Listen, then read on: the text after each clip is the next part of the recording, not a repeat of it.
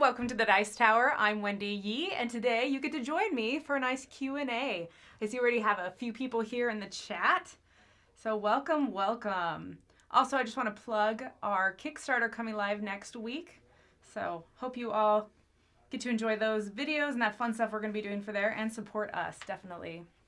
All right, let's come through. Let's see. Has anyone... Good morning, everyone. I got lots of good morning chats on here, so that's great. Let's see, any good questions yet? No, there's no crowd surfing today. I saw a question earlier, but that was pretty far back.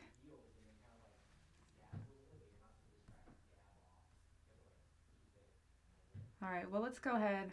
So some people, I don't have a question yet, but some people have wondered what I'm doing here at the Dice Tower. So if you see my little painting meeple at the bottom, I have been painting a lot for the Dice Tower, just doing a lot of the miniatures, and I know Holly paints as well, but I've been working on a lot of those projects.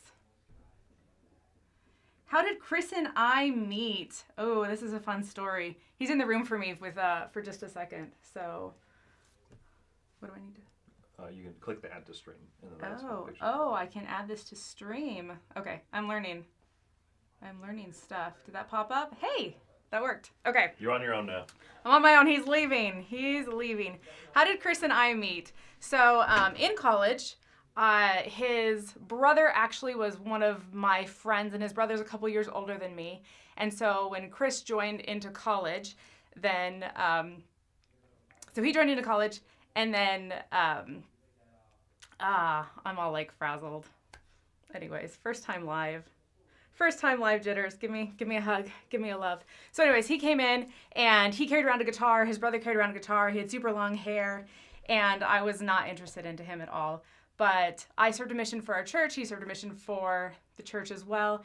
And then we came back, and I don't know, we were part of Friends together, and we did some fun stuff. There is a building on campus called the Institute, and it was for like church classes. It was completely separate from the university, but it was also on the university. We hung out there a lot, and we did some fun pranks together. So our group of friends like turned the entire like rec room into Mario World. We put up tons of paper with cutouts, and there was a bunch of just fun Mario things. There were boxes hanging from the ceiling. Just was really cool stuff. So that's how we met. Tons of fun. Okay. So let's see, what is this one right here?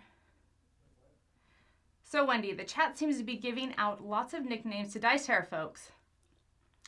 That's true, but we seem to be lacking for you. Any type you see for yourself? Fancy? That's a good question. So in high school, I was called Peter because of Peter Pan. I was also called Wendizzle.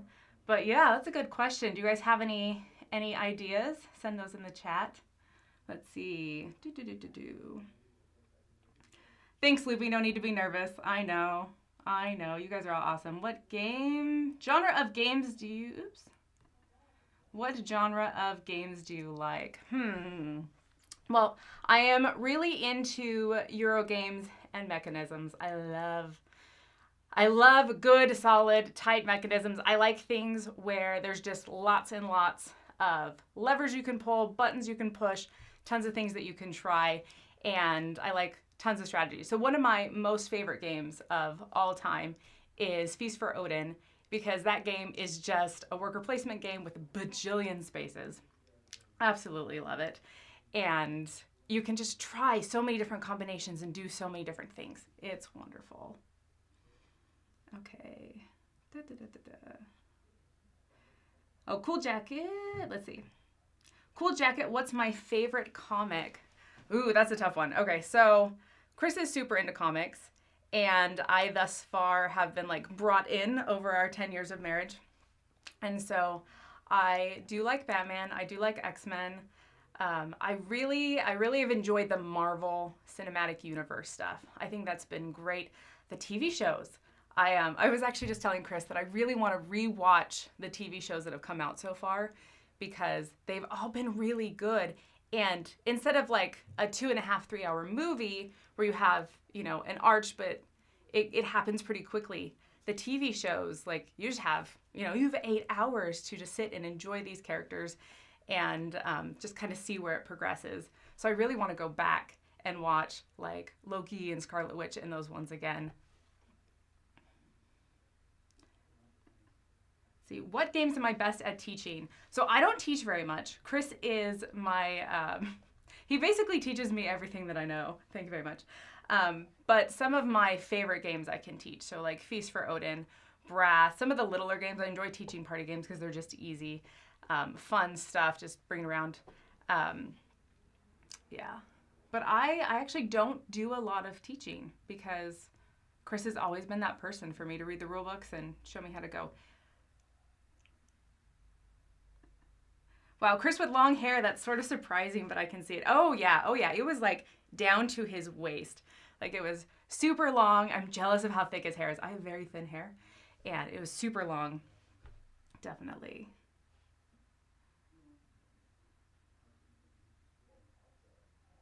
Let's see. Just saw Spider-Man, it was great, want to watch it again? Yeah, I would love to watch Spider-Man again. In fact, we're thinking about going back because we went recently and we watched all the Marvel films up to this point. I think just this year, like we watched all of them this year, but we didn't watch the Spider-Man ones because they're not on Disney Plus. And so I do like the Google Pay like rewards thing where it tracks you and you do surveys based on where you've been. It's like, did you go to Walmart today? Yes, I went to Walmart today, 40 cents. So I have a bunch of money in that, and I never buy apps. And I don't know what else to use Google Play credit for. So we need to rent those Spider-Man movies with that money because it is about to expire. So rewatching the Spider-Mans, that'll be fun. And then whenever this new one comes out, I'll rent that one for sure. How do I see my future the next 1 to 2 years long-term at the Dice Tower? I don't know. Like, I have really come to love Florida. So I'm from Las Vegas. I've lived there since I was 2. I love the heat. I hate the cold. In fact, this studio is so cold, which is why I'm wearing this sweater. I'm just always cold. And so I love living in Florida. It's far from family, but it's also kind of nice to be distanced from family as well. I don't know. It's like a give or take. This is like my first time really living across the country and exploring life and doing things new. And I like adventure. And so it's been a fun adventure. It's nice and warm. We're in winter and it's like 80 degrees outside. So long-term Dice Tower, I don't know where we're at, but we don't have plans to go anywhere else. So right now it fits my life and my schedule really well. Up to this point, I've been a stay-at-home mom with our daughter, and I have really enjoyed that. And it's nice to be able to kind of start working part-time at my own leisure. So like I started with painting, and I recently have taken on the Dice Tower video audio, and so I'm going to be working on that now. And basically all I'm doing is I'm downloading the videos for the audio, and then I'm adding like an intro and outro, and I'm sticking it on the podcast servers. And so that's a nice, another 5-6 hours a week of work here and there, and I can paint as much as I want, do that as much as I want. So it's really nice, it's easy, and we'll just kind of see where it grows and where it takes me in the next few years. Let's see. Chris Yi the hippie. He wasn't a hippie. He was a punk rocker. We got to make that he was a rock star. Got to make that clear. Not a hippie. No peace, love, and rainbows. I'm peace, love, and rainbows. That's what I'm all about. Do I share Chris' take in music? Do I like ska?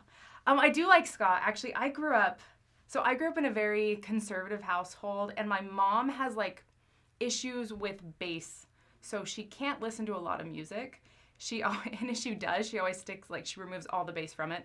And so I grew up not listening to a lot of music and not knowing tons of stuff. My dad, on the other hand, loved weird, obscure 80s stuff. And we'd only listen to that on road trips. So we had this cassette tape that we loved. It was like our road trips cassette tape. And he took the song from Beverly Hills Cop, the Axl's theme song, and he put it on repeat 8 times. And it kind of fades in and fades out, so you never really can tell that it started over unless you're listening for it.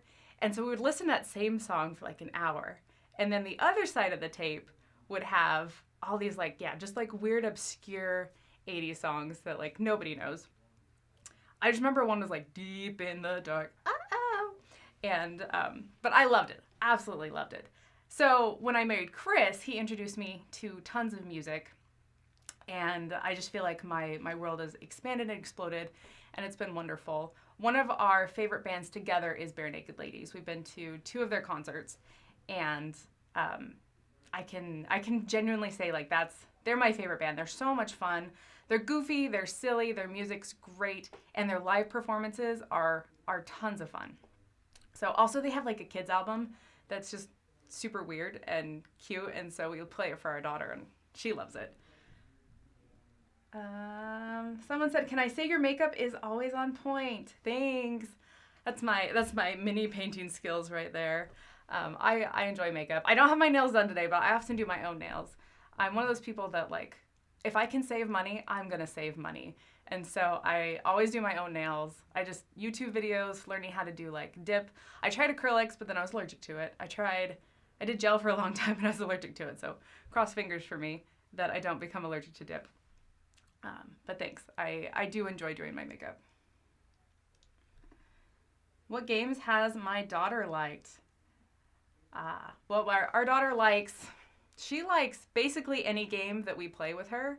She's super happy to play games. She's in this thing right now. She's 6 years old, and so she's like, I'm a big girl now, so I can play grown-up games. So if we play like Forbidden Island with her, or like some like normal person's game, adult game, but we play it with her, she thinks that she's so grown up. We just played two scenarios of Destinies, and she was on our team. Like I teamed with her and Chris played his own, and she loved it. She loved the storyline, she loved the whatever, and I think that her being a big girl, like I think that helped her wait out through the boring parts, if that makes sense. Like she was gonna stick to it. Bare Naked Ladies are great live. Yes, they are. They're awesome. Let's see. Chris mentioned wanting to come to Canada to check out the northernmost town. Whoop. Would I join him? Yeah, I'd join Chris anywhere. I'd go visit anything. If I went to Canada, I'd go in the summertime because I don't want to die and get frostbite. No, that's not true. But Canada would be super fun. I love exploring.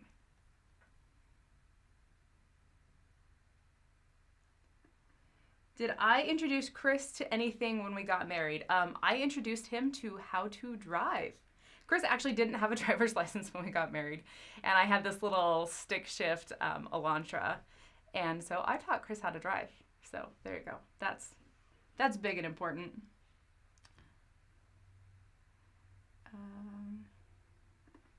Do I have a favorite dip powder? So my favorite dip powders are the cheap ones I get online. That's basically it. For me, the top coat and the base coat is what matters the most. There are some cheap brands that I bought that don't ever cure. So the whole point of dip powders, for those who know and care, or don't know and don't care, is that they dry super fast. You basically stick glue down and you put powder on top of it, and then you put this activator that makes the glue harden instantly, and they're done. It's great. It's wonderful.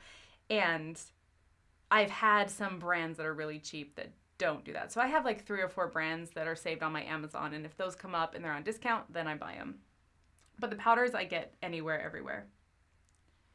Let's see. How did I get into board gaming? So I have played board games my whole life. My mom enjoyed board games. They weren't hobby gamer games, but then, but I played, what did I play? Muggins, Rummy Cube, Racco. We just played tons of stuff. Farkle. Farkle was huge in my family. Played that all the time. And so when I was a kid, I had this weird dream that someday I'd have like a whole closet full of board games. Like I was imagining like a linen closet with board games instead of towels. It was great. So that was super fun. But yeah, board gaming I've always done. Actual hobby gaming right before Chris and I got married. His brother was living in Alaska at the time, flew down, and he introduced us to Dominion and Settlers of Catan. And I'd actually played like a rebranded version of Settlers Catan a few years prior, not realizing that it was like a famous game that people knew. And so between those 2 games, I'm not a huge Catan fan. I'm sorry, I'm not a huge Catan fan. I know it's gonna like hurt people's souls, but I'm not. But I am a big Dominion fan. And so that, I mean, between me, Chris, and his brother, like, we owned all the expansions within, like, 6 months, and there weren't, I mean, this was a decade ago. They weren't all out yet. But of the ones that were out, we, like, owned them all. We played, like, so many games every weekend. During the week, I lived walking distance from Chris's brother, worked walking distance from Chris's brother. And so we'd come meet up after work, and we'd, like, play games. Dominion was our world for, like, a year and a half. And from there, we progressed on. There was finally a Christmas that we ran out of expansions to buy, and so Chris's mom bought 7 Wonders, and that was, like, our next stepping point, was she's like, I didn't have any other games, and you guys said this would be an okay second, so that's where we kind of, like, jumped off from there. Like, originally it was just all Dominion all the time, and then our world exploded with 7 Wonders. Is there a game I always beat Chris at? Yes. I always beat Chris at Gizmos. That game, I think I've lost once or twice. I love the game. Engine building makes me so happy. There's something great. It's almost like having a savings account, like watching a savings account increase, and then get bigger and bigger because your interest gets bigger and bigger. Like, for me, that's what playing an engine builder's like. Like, there's these weird endorphins that I get for being like, ooh, well, now I can take a red marble, and I also get, like, another marble of my choice and 3 marbles from the top, and I'm going to buy this really expensive card. Anyways, I really enjoy engine builders, and that's my favorite. Also, Phil Walker Harding is probably my favorite designer. Like, I think that I can say that with almost dogmaticness. I really enjoy Phil Walker Harding. Let's see. Am I saying that my daughter is fantastic at Destinies? I am not saying that. In fact, her and I think we did win. I think I started taking over at the end because she was like not following our destiny at all, and I was letting her make decisions. And so towards the end, I was like, no, we got to go to these spots. Like, on the board it says we have to go to these spots. But she liked the exploring of it and just talking to random people. And so she's like, let's go over here. So she's not great at Destinies, but she's great at having fun at Destinies. And that's what really matters. Let's see. What am I looking forward to in 2022? Ooh, well, we are actually doing a top 10 games of 2022. So you guys are going to have to wait. There's a plug for a future video. You'll have to wait to see game-wise what I'm looking forward to. But in general, in 2022, I'm excited about the cruise. I hope that all happens and all is well with that, and I hope everyone's safe and all that good stuff. It's going to be a fun convention. I'm excited for future spectaculars. I'm excited for just what life brings. It's really exciting to feel like we're progressing and growing and just experiencing wonderful things. So I'm excited about that for 2022. I love Phil Walker Harding. We have Phil Walker Harding days in my house. I love it. That's great. So Chris and I used to have a podcast called Meeple Overboard. That's actually where his meeple, where he's like pushing someone off of a boat, comes from, is the podcast that we used to have. And we did a Phil Walker Harding marathon, and I think we played 12 of his games in one night, just kind of like straight through live. And that was so much fun. So much fun. Ooh, Chris says that I'm an amazing cook. What would I say my specialty is? Ooh, it just depends. I really like making soup because I'm always cold. Also, growing up, my mom and I would make soup every weekend. So my dad would go out for fast food and he'd get hamburgers, whatever. And I didn't like hamburgers as a kid. I think it's because I was forced to put onions on it. Like, I wasn't allowed to take the onions off. And so I didn't like hamburgers. I also didn't like pizza, and I didn't like spaghetti, and I didn't like grossy sandwiches with tomato, like dipped in tomato soup. So I'm pretty sure I wasn't a kid as a kid. What was the question about what's my specialty dish? So I'm really good at making soups because what we would do is we would make must-go soup, which means you look in your fridge and you see what must go. Some people call it garbage soup, some people call it other stuff. But you throw it in a pot and you make it taste good. You throw in a bunch of like old stocks that you made or old broths that you made, some bouillon, some flavoring, some seasonings, and it turns out into soup. And so I love soup. I also make my soups really thick. They're more like stews. And so Chris is like that. But Chris will eat anything. That is the beauty of being married to him and being a cook for him, is that he will eat anything. He's not picky. What was this one? Have you ever played Terraforming Mars or Underwater Cities? They're your favorite engine builders. Yes, I've played them both. I've only played Underwater Cities once, but Terraforming Mars, played that countless times. I've also played what is the name? I don't remember the name of the card game. I'm terrible. This is another thing you should all know about me, is I'm terrible at remembering names of things. Awful. Awful, awful, awful. So anyways, Terraforming Mars, the card game, not card game. I've played that as well. That's fun. Ooh, if I were to shrink into a meeple or a Minnie for any particular game, which game would I choose? Oh, that's a tough one. There are some really cute little animal meeples. Is that weird that I would want to be a little animal meeple because they're adorable? I don't think that's weird. I think that's totally normal. Have I adjusted from sticky heat to dry heat? The solution to that is just never go outside. Yep, I think that's it. Just never go outside. No, I'm really surprised that humidity is not as bad as I thought it was going to be. I did live in Maryland for 2 years. And so it was also really humid there. It just got colder. But the humidity is not too bad for me. I sweat a little bit more. My makeup doesn't stay on as well, but it is what it is. It's nice to not feel like I have to like live with my water bottle, whereas back home in Vegas I do. Let's see.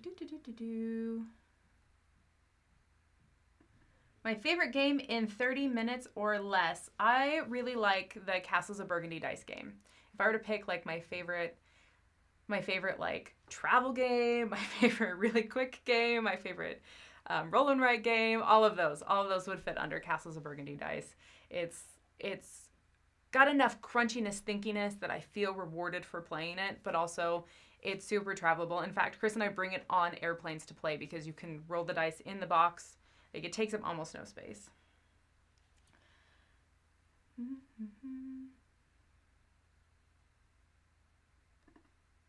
Thanks, Celia.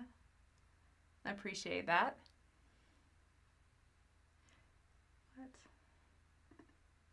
What are my favorite places to travel to overseas, and if you have anywhere you'd like to go? Oh, well, my traveling has consisted of Dice Tower cruises. Chris and I went on one a couple years ago just as fans, and we went to Jamaica and Haiti, and then I've been to the Bahamas on another cruise. So, and then we're going to Cozumel, Mexico on this next one. So I guess cruising is my history with that. And you don't get to see a lot of the country, and I think that that's one thing that's a little bit disappointing, is that you don't really get to like go explore for days and like be there with the people. It's a little bit more like step out, there's a bunch of touristy ports, and then hop back on the boat.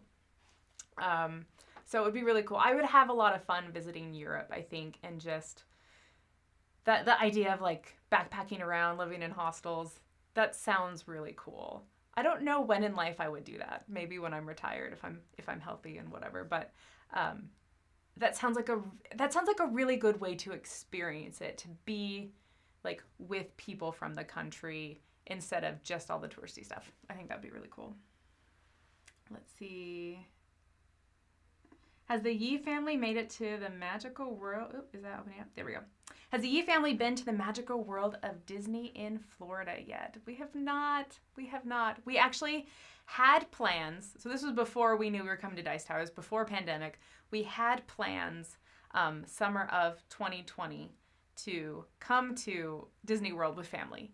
And so that clearly has gotten delayed and postponed, and we will probably do it this December.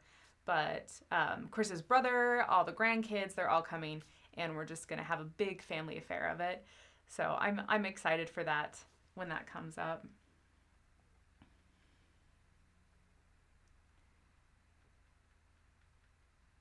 Let's see. What brought me to the heavier side of gaming? You know, it has been a progression for me. I don't love, or not say don't love, but I get frustrated with games that have a lot of luck. And so I grew up playing games like Risk, like Monopoly, like whatever, that's just like roll the dice, see what happens. And I thought that that's really what there was out there. And so as I've progressed in learning games, I've realized that I lean much more towards I want good decisions that I have control over. And so as I played more and more games like that, I've come to realize that the heavier games also have more replayability. They have more options. They have more depth. They just have so much in them. And so I think that it just really has been a progression. And when it came to Lacerda games, actually, it was Chris that got me into them, even though he was not into them. So this is the story, is that he would go once a week. He had a board gaming group at Meepleville in Las Vegas. It's a board game cafe that we like super frequented all the time. It was our date night every week. It was great. But he'd also go on Tuesdays and he would play with a game group, and they all bought games all the time, so he didn't have to. And one of the guys there loved Lacerda games, and so he'd bring a new one every time a new one came out, and Chris would have to play it, and he'd always be like, I don't really like this, but I have to play it. And after a couple of those, he found, I think it was Escape Plan. He's like, you know what, Wendy, like, I liked Escape Plan. Let me play that. Let me play that one with you, see if you like it, see how you feel about it. And I played that one. I was like, oh, that's cool. It was fine. It wasn't as bad as he'd made all these other ones sound. And then he started introducing them to me little by little, because I found that I did like those kind of games. And as we played newer ones, after he had kind of learned a few and kind of gotten a feel for that weight of game, he started liking them too. And then when we got here, we actually went back and played some of the first ones that he had played that he hated. And he's like, oh, these are like nothing. These are not bad at all. So I think it was just that heavy load of just rules up front, so much to think about, so much tightness and stuff. Whereas I had a little bit more gentle easing into it, I think, with that. Let's see. Do I ever nerd out when I meet designers with games I love? You know what? I'm not one of those people that gets like starstruck or like, oh, this is a person. I'm super chill about that kind of stuff. And so do I nerd out? Is there a little bit of me that's like, oh, that's cool? Yeah. But it's more like, oh, that's cool inside, and less like, oh, I'm so excited. I got to go take a picture with this person. I got to go say hi. I got to shake their hands.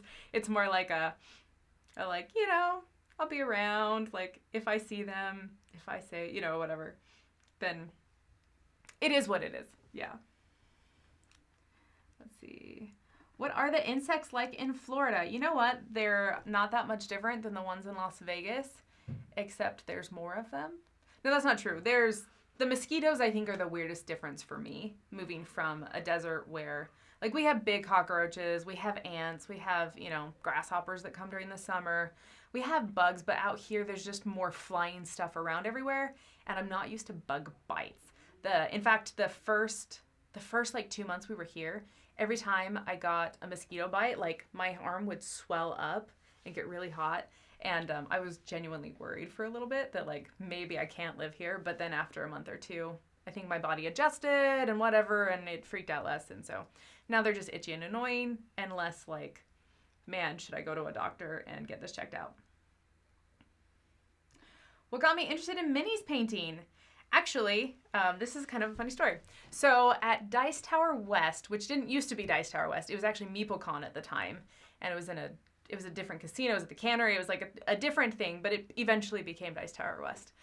We had volunteered, I think, and we were in a raffle for something. And so I had gotten this little 6-pack of Vallejo, like, war paint kit for one very specific, like, miniature.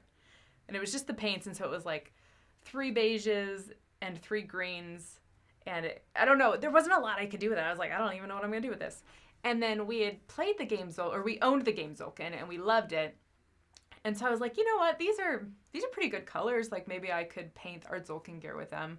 And so I looked up how to do that. And I also had some of the, what do you call it?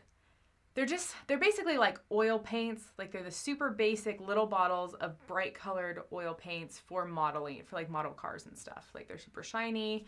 And I don't even know why I had that, but I had that. And it has a really strong chrome in it and a very like nice chrome metallic color. And a gold. And so what I did is I looked up some painting stuff and I learned about dry brushing, which is like one of the greatest things ever, right? I know it's like a cheater thing, but I'm an amateur painter. Like I'm not amazing, but I feel like I do good work. You know what I mean? I do good amateur work.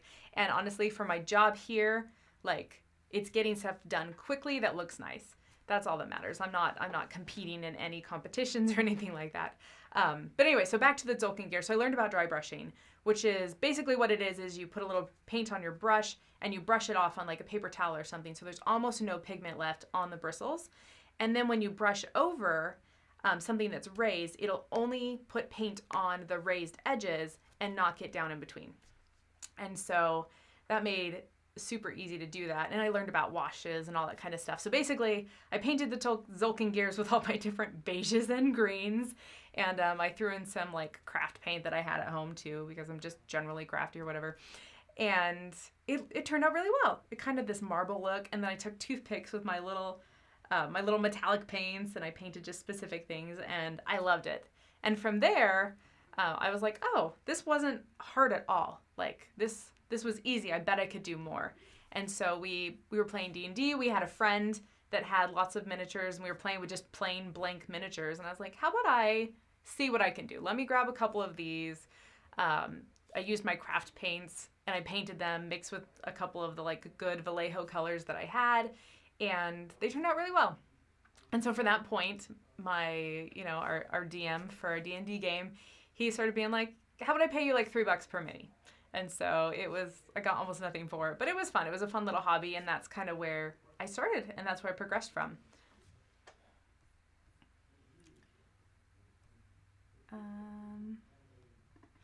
What is my dream pet? I really want chickens. I really, really want chickens. I think it's coming and moving here to Florida and knowing that I could have an animal outside that wouldn't die of heat stroke.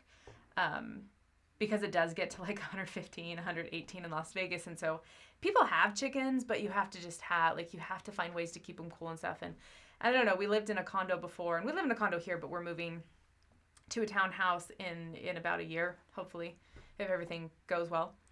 And I don't know, I really want chickens. There's just something about having land and space and stuff grows here and stuff that, I don't know, it makes me happy. So that would be my dream pet. Also, Chris is allergic to everything, like everything. And I'm allergic to cats.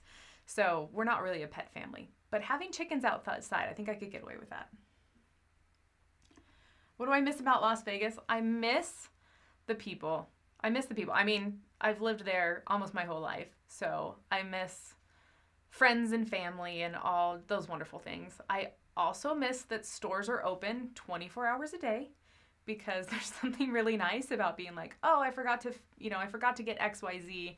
It's 11 o'clock at night. I really need it tomorrow. Let me go run to the store and get it before I wake up in the morning. I don't know. We're night people. Like we're late night people and we're night owls. So it's just weird to me that everything closes at 11. I'm not used to that.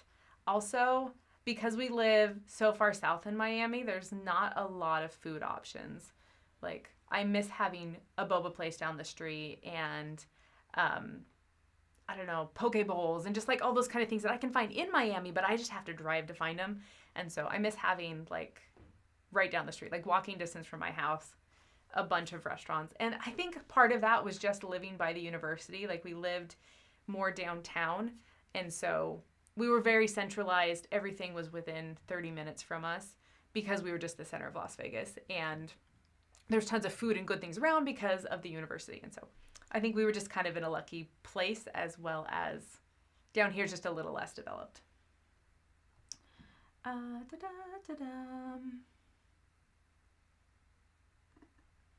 we plan on doing a series about mini painting. Would I have some tutorials? Yeah, it would be great to have some tutorials. It's something that we've talked about and we haven't really... It's just been in the ether. So there's no current plans for a painting series, but it's also not off the table.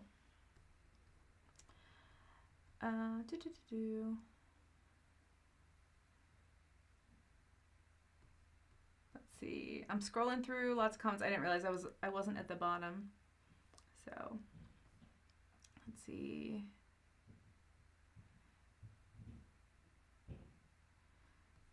Have you ever tried escape room puzzle adventures? Whoop. There we go. That's popped up. So escape room puzzle adventures. I haven't. Is that a specific brand of escape room games? Because I played a lot of different escape room games. So if that's a specific brand, then no. But I've played Unlock and I've played Escape. I also have done one live escape room, which was fun. It was a weird theme. What was it? It was Little Red Riding Hood, the axe murderer. And so, like, you went in and, you know, it was dark, spooky lights and it was very, like, creepy haunted. But you've got, like, grandma, like, dead and in chains. And you have, like, a wolf dead on a bed. Like, it was weird. It was weird. But it was also, like, a cool creepy. So that's, like, the only, like, real escape room that I've done. But I do enjoy escape room-like games. I'm always slower than the timers. So, like, we've done a lot of Unlock games, and we always lose, technically. We make it to the end, but we just give up on the timer, because we can never do it in an hour.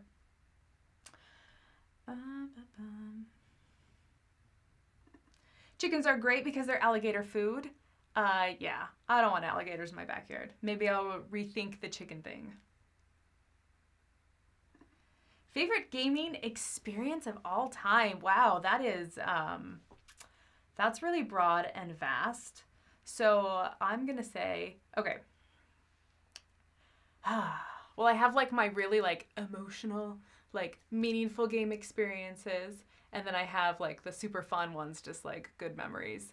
So I'm going to say favorite gaming experience of all time, just this moment, is Pandemic Legacy. So we had another couple that we played Pandemic Legacy with, and they were kind of newer friends. We had been friends with the guy's older brother for a long time, and then he kind of moved out of state, and so we ended up becoming friends with the younger brother, and he had just gotten married, and his wife was cool, and so we ended up gaming with them. And I feel like playing Pandemic Legacy every week with them took our friendship from, we're like friends, acquaintances, we hang out occasionally, to like, we are fighting and arguing about strategy.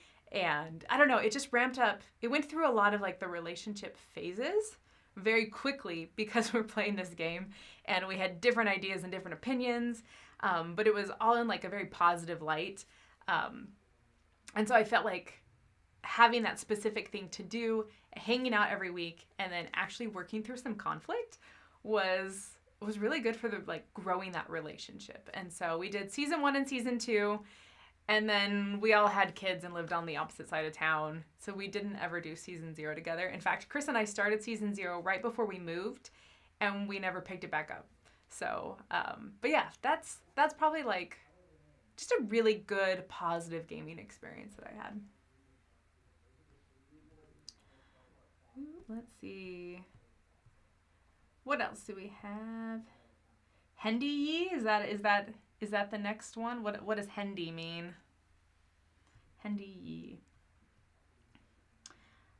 Ducks are the best ever. Has anybody had ducks? I've not had ducks.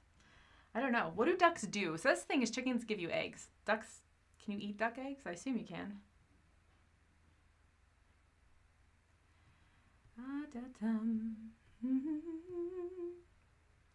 Have I ever stopped playing a game in the middle because it was bad?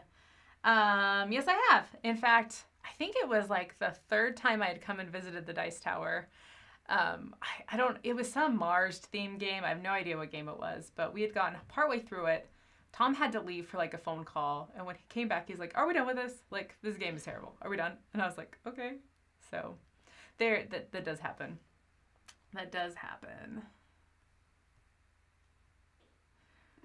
Would Chris make a better plumber, electrician, or semi-truck driver? Well, that's a good question. Can I just say pest control serviceman? Does that get included because he used to do pest control? I think that he would enjoy driving, but then I think he would get lonely. Electrician, probably electrician, because we've done some plumbing. Like, we had to do plumbing in our old condo ourselves, and that was no fun. So electrician, that sounds not so bad. So I'd probably say that. That's what I would pick if it were me. Like, I would be a better electrician, I think. But neither one of us are super handy.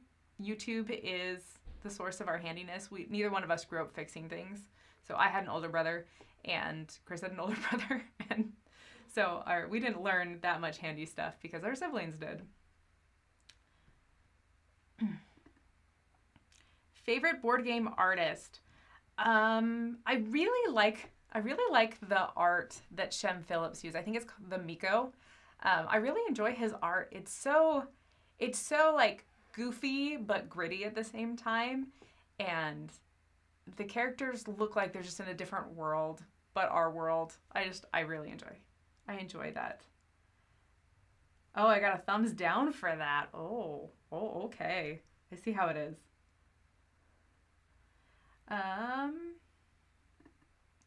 When will we see a top 100 of my favorite games of all time? I think that is going to be a Kickstarter stretch goal. I don't know if I'm allowed to say that or not, but that may or may not be something that you guys can see with that. So that is a possibility.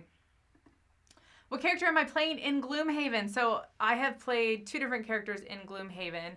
I'm playing the Void Warren right now for Jaws of the Lion.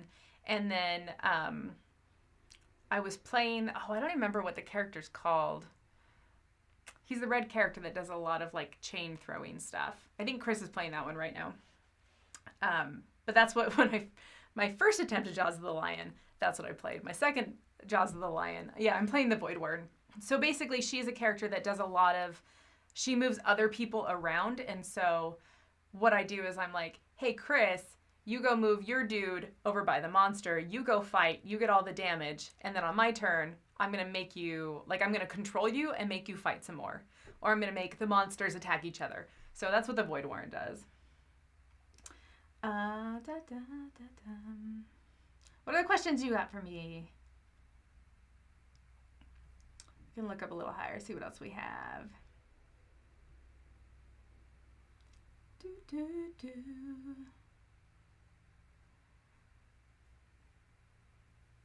What is my dream job?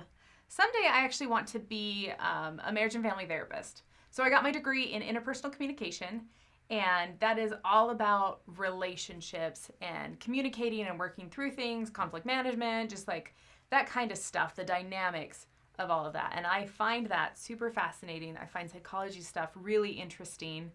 And so for me, like that's ultimately where I want to get, is becoming a marriage and family therapist. But I also know that that is a job that doesn't fit my personal priorities right now.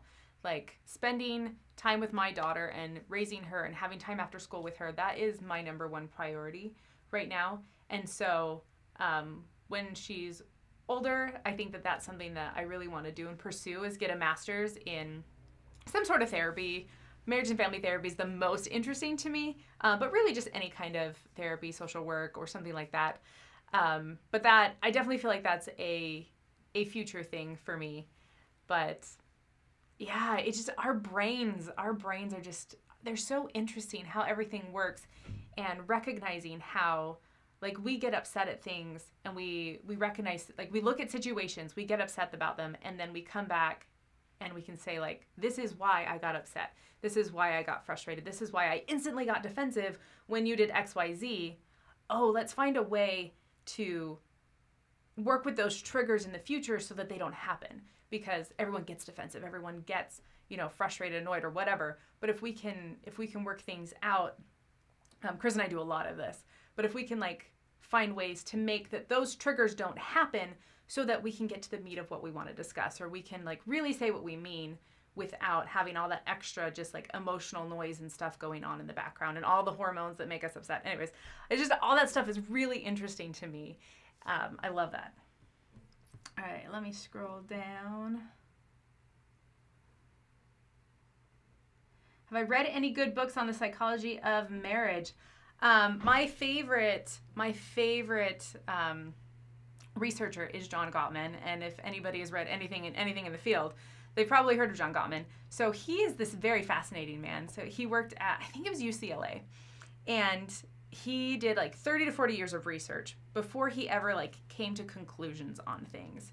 And so he's basically like the grandfather of modern communication, just marriage research, like relationship research. He would take people and he would stick them in what he called the love lab, which basically all it was an apartment where he had tons of cameras and he would hook people up to like monitors and sensors and all this kind of stuff. And he would just give them tasks to do. He'd be like, okay, you guys have to make the tallest paper tower you can make. And he would just watch couples and see how they worked together, see how they dealt with conflicts, see how they dealt with struggles of things. And he just did all these things. He would have people say like, okay, start an argument, something that you often have a disagreement about. Discuss your disagreement now, while he's hooking up to like calculating how much sweat is on them and how their heart rate is beating, all that kind of stuff. And so he has so much information, and he just compiled like 30 years of information and has come up with just amazing research. And he's like 95% accurate on divorce, which it just blows my mind from like a research thing. But if someone comes into his love lab and he like analyzes them for 24 hours, he can be 95% accurate as to whether or not they'll get a divorce, and in like the next 5-10 years or something like that. Like, it's absolutely amazing what he can do based on that. And therefore you can take all those tools and see like, these are the things that are most damaging and most like, yeah, basically just damaging to a marriage or to a relationship. And a lot of that same stuff, like with a spouse, relationships with a spouse are also similar things with children or with parents or with whatever. Like, it's a lot of the same relationship things. And so it's very interesting. Have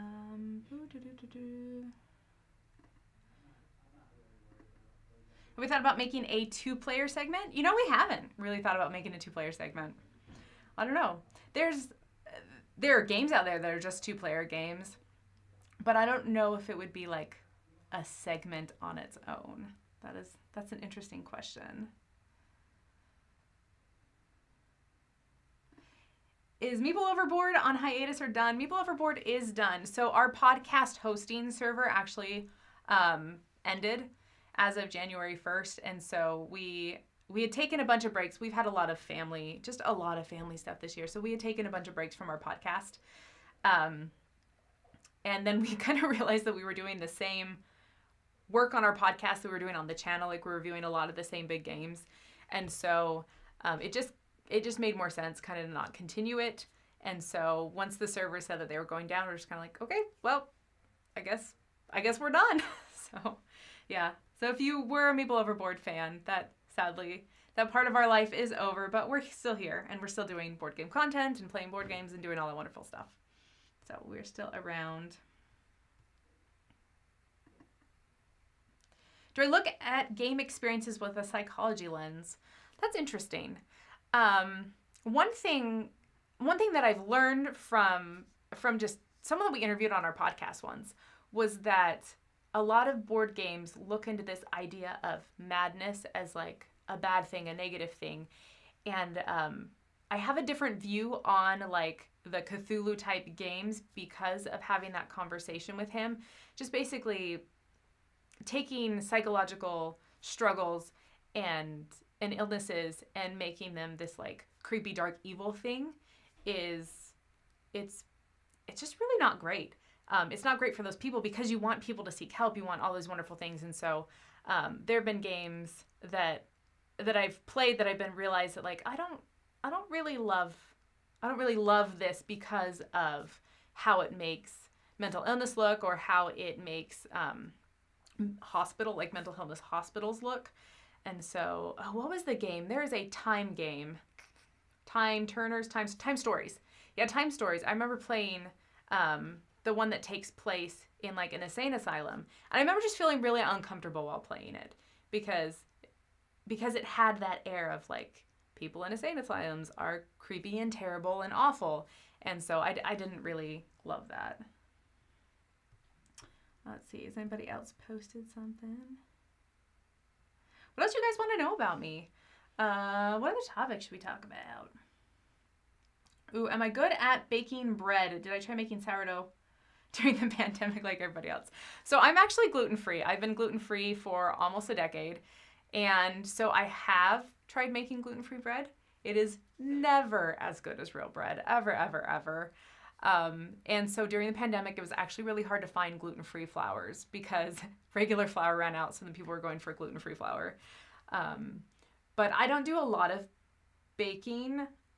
Like, I do a lot of cooking. I don't do a lot of baking, but when I do baking, I do it for very like specific reasons. And I do have fun doing it, but it's often cookies or brownies. I enjoy making decorating birthday cakes and doing really fun stuff like that. Like for my daughter, every year I make a super fun cake with the frosting and the layers and and we watch cake decorating videos together. That's like one of our jams, me and my daughter. And so I love that kind of stuff. But I always feel like I want to get all the baking done, all the like intricate work done so that I can do the fun decorating part. And that's done in like not that much time, whereas it's all the building and all the processing, all the cutting, right, and freezing and unfreezing and whatever that takes up most of the time. So I do enjoy baking. I don't make a lot of bread. Is the moral of that story. Who is the best game player at the Dice Tower? Ooh, best game player. Obviously me, right? Definitely. I don't know. I feel like we all have things that we excel at. We all have games that we're good at. We all have games that we're less good at. So I don't really feel like there is like a person that is the best gamer. Actually, it's probably Roy. I think it might be Roy. I haven't played a lot of my kind of games with him, but I think that he might be. He might be the smartest of us all.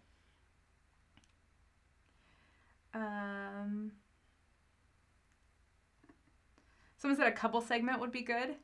I mean, when Chris and I do reviews together, they're kind of like a couple segments. You know what I mean? Like I don't know. It doesn't have to be like a specific segment.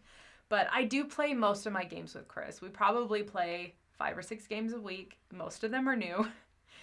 We pound through games. I definitely over the years have found that like I have to make, it's almost like gaming in the evening is the standard, and I have to make sure to take like me time to not game, if that makes sense. So we play a couple games all the time, and it's always really sad when we really like a game that's a 3-player game. So I think Hansa Teutonica is like the best example of that. That game is terrible at 2. Chris and I loved that game though, and so it's like, oh, how do you find someone to play with when it's just the 2 of us? Like, we can't own that game. There's no reason to own it because mostly we just play with each other. But Hansa Teutonica, if you ever want to play that with us at like a convention or something like that, like that's a great one. It's really good at higher player counts, and we almost never get to play it because of the player count.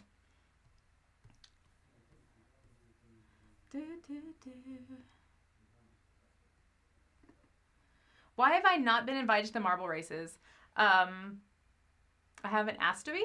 That's probably the reason. Also, I pick up my daughter after school, and so there's a lot of live streaming stuff that gets in the way of that, just because when she's out of school, she's out of school. I gotta go get her.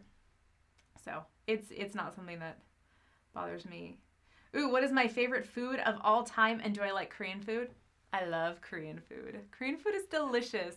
Okay, that actually is probably one of my things that I miss most from Las Vegas, because Chris's mom would make Korean food all the time, and I miss that. I miss that a lot. I attempt to make Korean food, but I know it's not authentic. Like, I make kimchi, but I mostly just look at like 5 recipes online, and I just kind of throw stuff together, and most times it turns out good because it's fermented, garlicky, spicy, so I don't feel like you can really like make it taste bad. But I don't know. Yeah, so I attempt to make food. I've made some stuff for Tom's wife, and I think she's been like, well, this isn't quite Korean food, but close enough. So, but I love Korean food. My favorite food of all time, that is one of those questions that just is like, man, What do I put on a pedestal? I put soup on a pedestal. There you go. Soup is my favorite food of all time because I will always eat it every day forever. I love soup. It's my comfort food.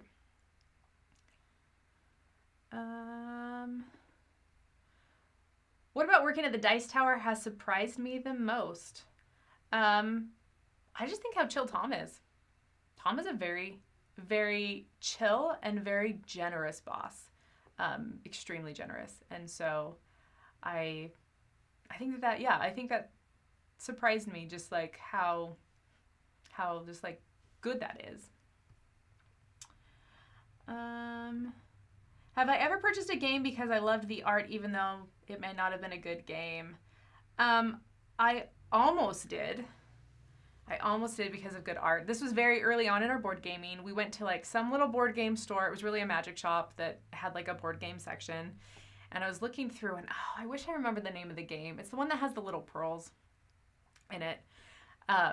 It's like a sea game or something like that, Under the Seas or something. And it had different box covers, but it was all the same game. And I thought the art was really pretty. And I was like, oh, Chris, we should get this game. And he had read some like negative reviews about it. And I don't think I've ever actually played it to this point. Yeah, no, I haven't. And, but it was one of those that like I wanted to buy because I thought it was really pretty. And then I'd heard that it wasn't a great game. And so we ended up not buying it. And since then I've played games that looked really pretty and I didn't really love. And so if you saw during the Winter Spectacular, I don't remember what it was. I think it was in the top 10 games of the year. I think that's where it was. But I basically said that like I like mechanisms over art. I really love beautiful art. But I could have the ugliest game in the world if it had great mechanisms, and I wouldn't be bothered by that at all. So also Hans Teutonica that I mentioned, ugly game, right? It's like a dude looking super bored, sitting at a writing desk, like, and it's all beige and taupe and brown and off-white and all those colors. All right, we just have a few minutes left. Oh, I am talking about Abyss. Thank you so much. That is the game I'm talking about. I don't know if anybody has played that and loved it, but I didn't hear great things, and so I never ended up playing it. All right, the most important question of the day. Star Trek, Star Wars, Lord of the Rings, or Dune?